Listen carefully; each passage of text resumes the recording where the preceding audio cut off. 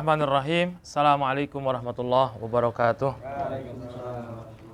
Alhamdulillah wassalatu wassalamu ala Rasulillah Sayyidina Muhammad ibn Abdullah wa ala alihi wa sahbihi wa man tabi'ahu wa wala. La hawla wa la quwwata illa billah, amma ba'd. Rabbi syrah li sadri wa yassir li amri wahlul 'uqdatam min lisani yafqahu qawli. Rabbi a'udzu bika min hamazatish syayatin wa a'udzu bika rabbi ay yahdurun. Rabbi yassir wa la tu'assir ya karim. Shadaqallahul azim. Al-Fatihah ila hadrah Sayyidina Muhammadin sallallahu alaihi wasallam ala alihi wa sahbihi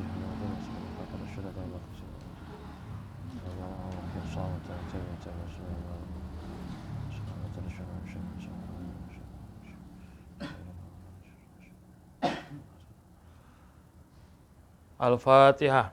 A'udzu billahi minasyaitonir rajim. Bismillahirrahmanirrahim. Alhamdulillahi rabbil alamin arrahmanir rahim maliki yaumiddin. Iyyaka na'budu wa iyyaka nasta'in. Ihdinas siratal mustaqim. Shiratal ladzina an'amta 'alaihim ghairil maghdubi 'alaihim waladdallin. Bismillahirrahmanirrahim.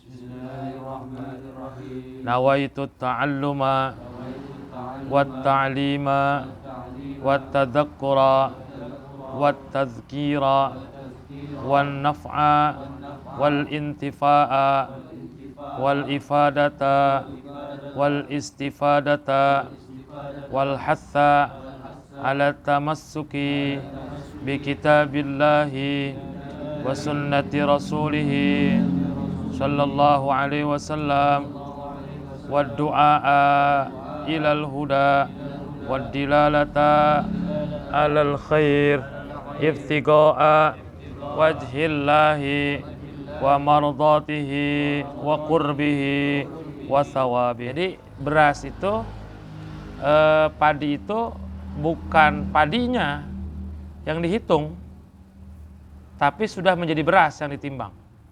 Karena setelah kulitnya dikupas. Makanya kurma dan anggur itu bukan ditimbangnya bukan ketika dia masih rutop, tapi ketika dia sudah menjadi tamer. Ya. Kalau rutop itu kan masih di pohon yang masih muda tuh, yang ada kuning, ada yang merah gitu ya. Itu kalau dimakan masih garing. Tapi kalau sudah matang, dipetik, disimpan, itu dia akan menjadi coklat kayak kurma yang kita makan sekarang. Itu namanya tamer. Ada rutop, ada tamer. Nakhl juga ada. Nakhl itu lebih kepada pohon kurma. Ada inab, ada nakhl, ada zabib. Nah ini ayat yang pertama tadi ya, asal dari kewajiban mengeluarkan zakat emas dan perak. Walladzina yaknizuna adz-dzahaba wal fiddata wala yunfikunaha, ya. Orang yang menyimpan emas dan perak dan tidak menginfakkan atau menafkahkannya fi sabilillah, fabasyirhum bi'adzabin alim. Kasih tahu kepada mereka dengan azab yang pedih. Jadi yang dimaksud dengan yaknizuna adalah orang yang punya emas, punya perak dan sudah mencapai nisab untuk dikeluarkan zakatnya, tapi nggak dikeluarkan. Fabasyirhum bi'adzabin alim, maka kasih tahu kepada mereka dengan azab yang pedih. Ya. Dalam sebuah hadis, ya, Rasulullah SAW bersabda, "Ma min sahibi dzahabin wala fiddatin wala yu'addi haqqaha illa idza kana yaumul qiyamah sufihat lahu safaihu min narin wa hum alaihi fi nari jahannam fayuqwa biha janbuhu wa dhahru kullama barat uidat lahu fi yaumin kana miqdaru 50 alfasana yuqda hatta yuqda bainal ibad fayura sabilahu imma ilal jannah wa imma ilan nar." Jadi orang yang punya harta emas dan perak, kemudian dia tidak menunaikan haknya, artinya dia sudah wajib zakat, nanti ya, di hari kiamat akan dibuat lempengan. Yang lempengan itu dipanaskan di api neraka, ya. Kemudian itu akan disetrika punggungnya, lambungnya, ya. Dan apabila lempeng itu dingin, ya, uidat lahu fi yaumin kana miqdaru khamsina alfasana, maka akan dikembalikan lagi, ya, dipanasin lagi, ya, khamsina alfisana, 550.000 tahun, hitungan akhirat, ya, bukan hitungan dunia. Sebab satu hari di akhirat itu alfa sanatim mimma ta'udun, ka alfi sanatim mimma ta'udun, seperti 1000 tahun dalam hitungan kamu sekalian. Jadi 1000 tahun dunia itu baru sehari di akhirat. Umur kita berapa? 65, katakan seseorang yang hidupnya 65 tahun, itu baru kurang lebih seperempat jam. Seperempat jam, belum sampai sejam. Itu orang akhirat. Jadi kalau satu hari 24 jam, itu kita 65 menit, baru seperempat jam hitungan atau waktu akhirat. Belum sampai jam sejam acan. Ya. Kalau orang yang hidupnya 1000 tahun, berarti cuma sehari itu hitungan akhirat. Umat Nabi Nuh misalkan, 1000 tahun tuh, itu baru sehari di akhirat. 50.000 tahun. Bayangin. 2000 tahun udah lama banget ya. Sekarang 2022. Sejak Nabi Isa. Udah lama banget. Apalagi itu hitungan dunia, apalagi hitungan akhirat. Satu hari berarti sejak bulan Hijriyah ini, ya, bulan Qamariyah 2022, itu baru 2 hari sekian menit. Apalagi seminggu akhirat berapa puluh tahun, ribuan tahun. Ya Allah. Makanya jangan sia-siakan waktu yang lama di akhirat karena memenuhi kebutuhan hidup atau nafsu duniawi yang cuman hitungan menit.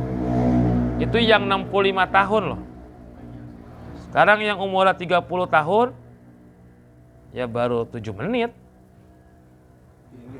7 menit akhirat. Coba itu. Oh, no. 7 menit kita baru tuh, ya Allah. Belum ada sampai 10 menit ini di depan akhirat, Pak. Belum ada. Saya juga belum ada. Masa cuman gara-gara waktu yang bertahun-tahun kemudian kita demi sebuah hidup yang 10 menit, itu yang ribuan tahun malah kita hilangkan, kita lupakan, kita singkirkan. Nafsu dunia enaknya apa sih, kan begitu kalau kita mau pikirinnya. Makan enak di mulut doang. Semahal apapun itu makanan, enaknya di mana? Di mulut. Lewat mulut, ya sama semuanya kan. Mau yang 5 juta satu piring, mau yang 50.000 satu piring, mau yang 5.000 satu piring, mau yang 500 perak satu piring. Setelah lewat dari lidah, mulut, semua sama jadinya. Kali 50 juta udah masuk, keluar lagi ditadangin lagi tuh. Nah, gak ada. Nah iya. Rusak semuanya. Yang kita pakai lama-lama menjadi rusak. Mobil baru sekarang kita beli, apa yang termahal? 5 tahun, 10 tahun harganya udah turun. Keluar lagi yang terbaru lagi, makin anjlok lagi. Ya kan? Belum kalau serempet, belum kalau barang kempes, macam-macam lah. Rusak yang kita pakai. Rumah juga sama. Berapa rumah bertahan tanpa renovasi? Nggak dicat, nggak ada yang bocor, nggak ada yang kotor. Setahun nggak ada ya? Pasti setahun ada yang dicat, ada yang apa.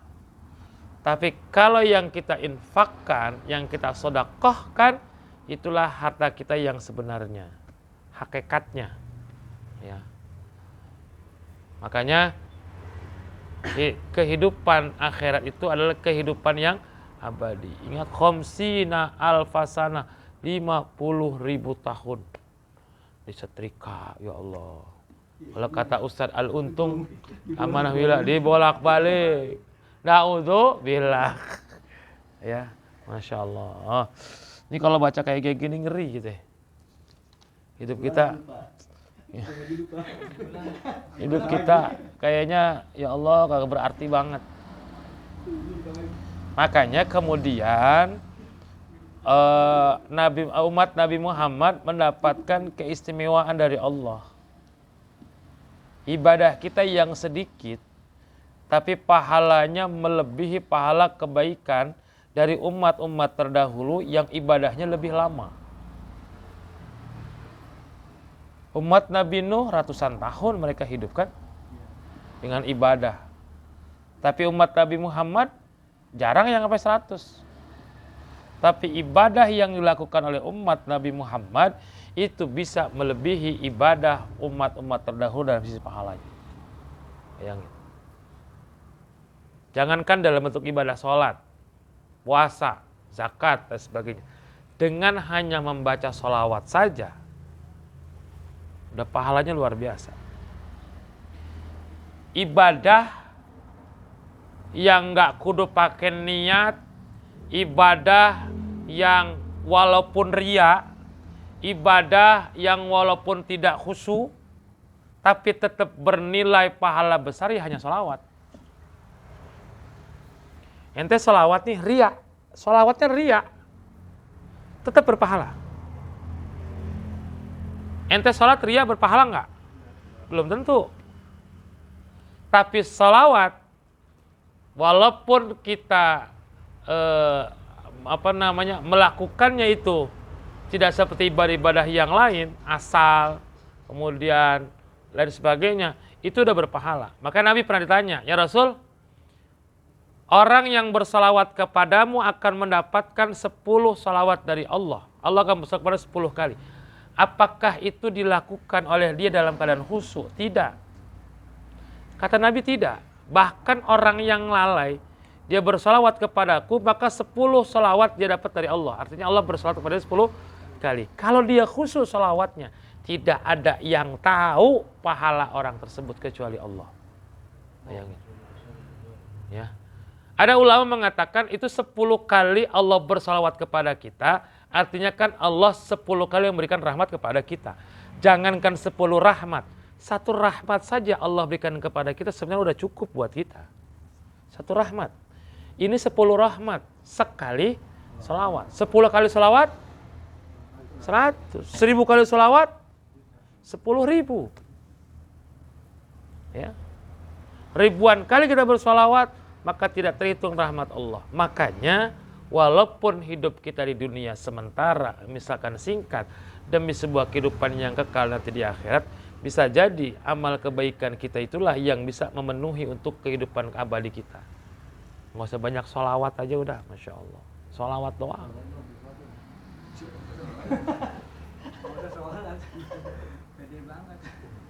Ya.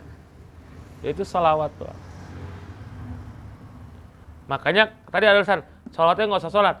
Tidak mungkin orang yang nggak sholat rajin sholawat. Karena akan ada berkorelasi. Ya, bagaimana dia bisa bersolawat? Atau sholat aja? Agak kan begitu. Dan sholawat itu menjadi salah satu rukun dalam sholat. Ya, tapi bisa jadi ketika ada orang tidak sholat tapi sholawatnya terus setiap hari, bisa jadi dari sholawatnya itulah yang memberikan dia hidayah akhirnya. Kemudian bisa memberikan dia kebaikan di akhirat. Sholawat doang. Ya, luar biasa. Itu baru sholawat. Kalau kita sholat rajin aja setiap hari 5 waktu aja, 5 waktu aja. Berarti kita sudah 9 kali sholawat. Minimal ya. Kita ikut hitung yang rukun. Subuh sekali. Zuhur 2 kali, asar 2 kali, maghrib 2 kali, isya 2 kali, 9. Kita sholawat. Kalau tasyahud awalnya dari zuhur sampai isya itu kita lakukan. Itu baru yang sholat wajib. Belum ditambah sholat sunnah, qobliyahnya, ba'diyahnya, duhanya, ditambah dengan witirnya misalkan.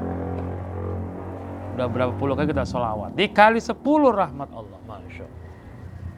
Ya. Sholawat. Makanya buat umat Nabi Muhammad mah insya Allah masuk surga semuanya yang mengikuti atau tidak bermaksiat kepada Nabi. Ya. Tenang, ada sholawat. Nah, kemudian makanan pokok. Makanan pokok itu atau zuru, biji-bijian makanan pokok itu adalah makanan pokok yang terhitungnya nanti itu setelah dikupas kulitnya. Ya. Misalkan padi, bukan padinya yang ditimbang, tapi setelah padi digiling baru ditimbang berapa kilogram, baru kemudian dihitung sudah sampai nisab atau belum. Ya. Buah-buahan kan cuma 2 di sini nih. Nanti saya coba cari adakah fatwa buah-buahan. Ini kan karena buah-buahan kurma dan anggur kan karena di Timur Tengah, di Arab atau di Mekah mungkin zaman Nabi itu memang yang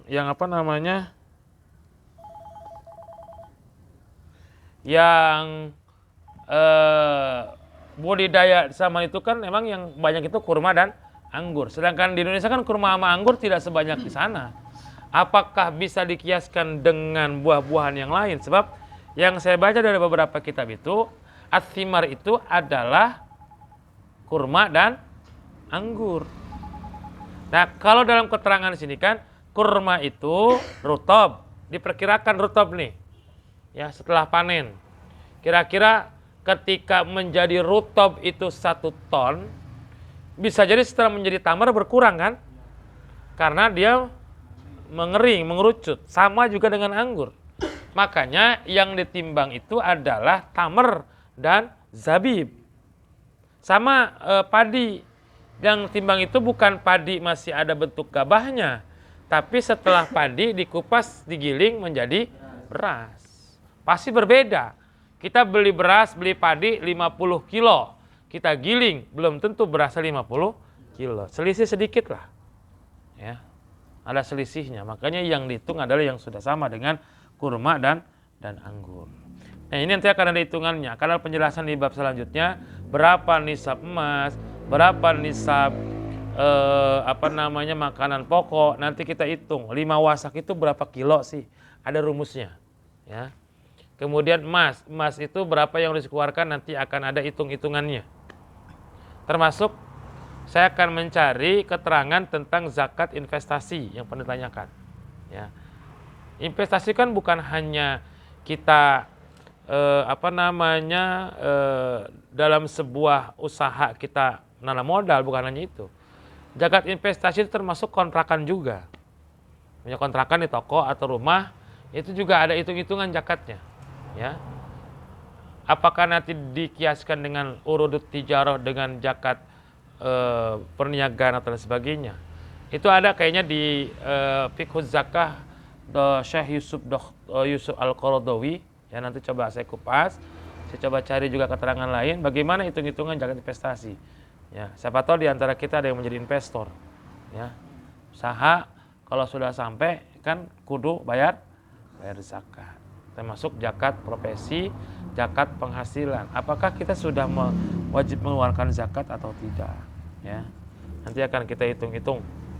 Ya, berapa pendapatan kita dan kemudian sudah masuk zakat atau tidak. Dan emas dan perak yang wajib dizakati adalah yang disimpan. Jadi kalau istri kita pakai emas itu nggak dihitung untuk hitungan nisab zakat karena perhiasan. Tapi kan nggak mungkin kan ada orang pakai emas sampai 100 gram sekali pakai. Ada nggak kira-kira? Kalau ada malah bukannya keren jadi norak ya. Anting 20 gram sebelah, 20 gram sebelah, 40 gram antingnya doang. Ya, kalung 20 gram misalkan. Ya artinya dia bukannya bagus, niatnya pamer malah jadi norak. Makanya paling yang standar dipakai perhiasan berapa? 10 gram ya.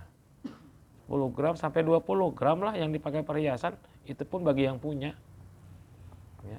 Paling kalau pakai anting berapa gram, pakai cincin paling berapa gram. Ada yang 10 bagi yang berada. Iya. Yang dipakai itu tidak dikeluarkan zakatnya. Yang zakat itu yang disimpan, baik itu disimpan di bank ataupun disimpan di brankas di rumah kita. Kan emas itu termasuk investasi kan? Ketika kita beli emas banyak, kita simpan di rumah pun itu investasi. Karena ketika harga emas naik kita bisa jual. Mungkin kita bisa untung. Wallahu a'lam bishawab. Al-Fatihah. A'udzu billahi minasyaitonir rajim. Bismillahirrahmanirrahim. Alhamdulillah rabbil alamin arrahmanir rahim maliki yaumiddin. Iyyaka na'budu wa iyyaka nasta'in. Ihdinas siratal mustaqim. Siratal ladzina an'amta 'alaihim ghairil maghdubi 'alaihim waladdallin. Amin. Wallahul muwaffiq ila aqwamit thoriq. Walakum minkum. Wassalamualaikum warahmatullahi wabarakatuh.